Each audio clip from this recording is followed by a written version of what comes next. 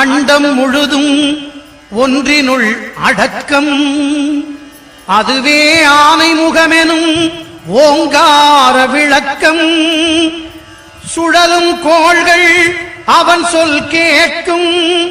அவனை தொழுதால் போதும் நல்லதே நடக்கும். ஆனை முகனை தொழுதால் நவக்கிரகங்களும் மகிழும். நல்லதே நடக்கும், நல்லதே நடக்கும்.